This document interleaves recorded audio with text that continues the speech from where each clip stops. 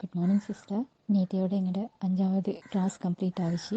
அந்த 5 கிளாஸ்லையுமே நான் கிளாஸில் ஜாயின் பண்ணினேன். அந்த 5 கிளாஸில் இருந்தும் நான் எடுத்துக்கொண்ட ஒரு விஷயம், என் லைஃபுக்கு நான் எடுத்துக்கொண்ட ஒரு விஷயம் என்னென்னா, எல்லாத்தையும் நாங்கள் பாசிட்டிவாக திங்க் பண்ணணும்.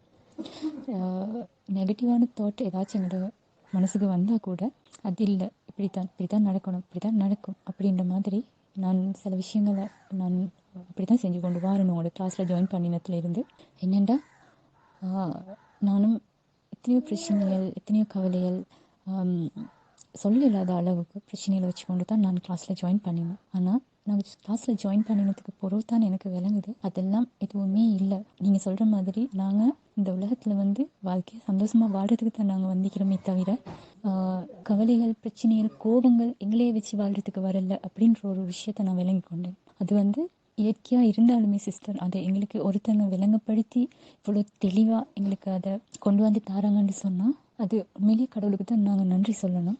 என்னென்னா, எங்களுக்கு உங்களே வச்சு அந்த இதை எங்களுக்கு ஏற்படுத்தி தந்தாங்க அப்படின்னு சொல்கிறதுக்கு. சிஸ்டர், இன்னும் உங்களோட சேவை தொடரணும், இன்னும் நீங்கள் செய்யணும் அப்படின்றது தான் எங்களோட நோக்கம். இன்ஷா அல்லாஹ் நான் வேண்டிக் கொள்கிறேன், உங்களுக்கு ஆரோக்கியத்தை கடவுள் தரணும். நீங்கள் இன்னும் இந்த கிளாஸஸ், இந்த மாதிரி சேவையை இன்னும் நீங்கள் தொடரணும் அப்படின்னு சொல்லி உங்களோட நீங்கள் என்ன மனசில் நினச்சி கொண்டிருக்கிறீங்களோ அதெல்லாம் நல்லபடியாக நடக்கணும்னு சொல்லி நான் வேண்டிக் கொள்கிறேன் சிஸ்டர்.